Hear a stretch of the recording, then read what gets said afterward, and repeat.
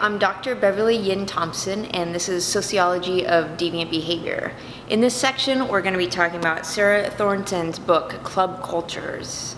So in this Sociology of Deviant Behavior class, we want to put Thornton's theory of subcultural capital and her example of club culture in the context of the other books we've talked about.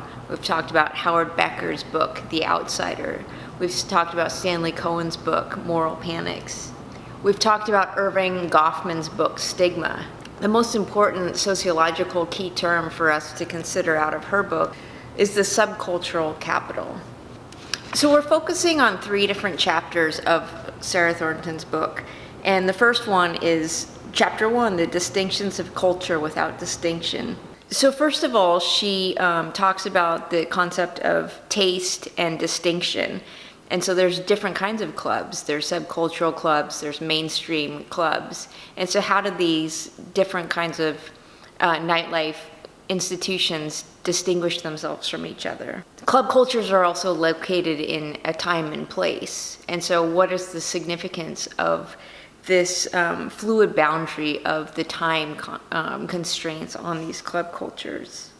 The most important concepts of her book that she points out in Chapter 1 are the distinctions and the binary oppositions of the authentic versus the phony, the hip versus the mainstream, and the underground versus the media. So she talks about, in Chapter 1, her methodology for collecting this data. And she says that, it was an ethnography. She was a North American person herself, investigating British clubs and raves. So, keep your focus sociologically. This is really talking about Becker's, just the outsiders, the insiders, creating this distinction. So who has the power to define, this is what our community is about, and we're a few steps ahead from the mainstream. And so she's talking about how these cultures use the media to really kind of promote these negative stories about their subculture to keep them edgy, basically. As the media is one of the main objectives of her exploration, we should really pay attention to the distinctions she makes within the media. Of course, the media is just not this monolith, and she makes the distinction between micro, niche, and mass media. And she's saying that any approving reports in the mass medias of a particular subculture is the kiss of death. And so she's saying that subcultural capital confers status on its owners in the eye of the relevant beholder. Subcultural capital can be objectified or embodied. So thinking about subcultural capital, what are these particular subcultural markers within a particular subculture? And what are the hierarchies? How do people interrogate each other about their place in the subculture? So as I'm always stressing in our sociology classes, you really need to keep the focus on institutions and how they exercise their power in these various social situations that we're talking about. And then also just the demographics of the participants, and we really need to keep track of who's involved, who are we talking about. And so here in her book, in the first chapter still, she talks about how age is the most significant demographic when it comes to taste in music. So this is a very generational thing. So we next turn to Chapter 3 in Thornton's book, Club Cultures, exploring the meaning of the mainstream.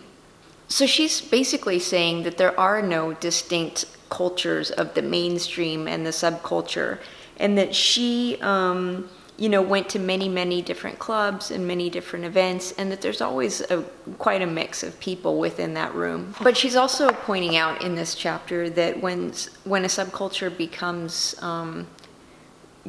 transitions into the mainstream, that it also becomes feminized.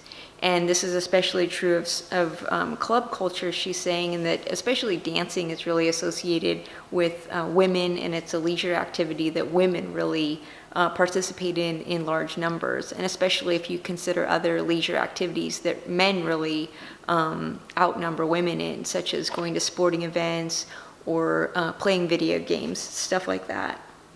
Then she's also sociologically talking about how power is exercised. And so first of all, she says, there's self-selection. You choose to go to this club or not because you think that you fit in. And then she's also talking about the door policies and how that really regulates the crowd. And so that's a good sociological example of the use of power. So the club itself has a door person that allows a certain kind of person in or out. She's saying that some clubbers liken getting through the door to passing an exam. One needs to study the look, prepare the body, and stay cool under pressure. And how clothing is really a potential indicator of social aspiration and position. In the conclusion of her chapter on the mainstream, she has a really good list of us versus them. Us being the alternative subculture, them being the mainstream. And she just goes down the list of these kind of binary oppositions of hip, cool versus straight and square, independent versus commercial, authentic versus phony, rebellious versus conformist, specialist genres versus pop music, insider knowledge versus mainstream knowledge, minority versus majority, heterogeneous versus homogeneous, classless versus classed, and masculine versus feminine. So finally we turn to chapter 4, the media development of subcultures. And so this book is really using the concept of what sociologists call symbolic interaction, how people make meaning based on the interaction on that micro daily level between people or institutions. And so she's really having us focus on the media and how the media is really part of this conversation of creating these distinctions of a subculture, which, as we discussed in the last chapter, really don't exist.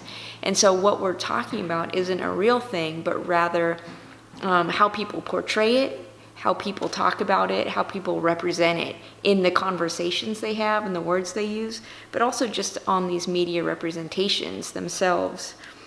So basically what Sarah Thornton's book and the concept of subcultural capital is, we really want to take out these sociological key terms and apply it to our own examples. And we want to go beyond just summarizing her points to really taking out what kinds of key elements that we can extract from her theory and apply to our own examples.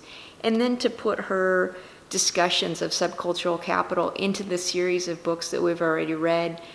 Becker's, Outsiders, talking about defining outsiders by defining the group. Cohen on moral panics, how moral panics are portrayed within the mainstream media.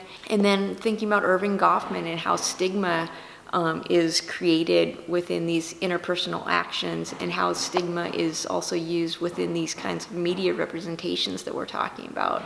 So now I invite you to kind of take Thornton's ideas and then apply them to your own kind of musical subculture that you're thinking about, and think about one that you're not familiar with, from a different culture, from a different country, from a different kind of demographic community that you're not that familiar with, so that your sight is really kind of opened up to these different interpersonal sociological elements that we can, apply.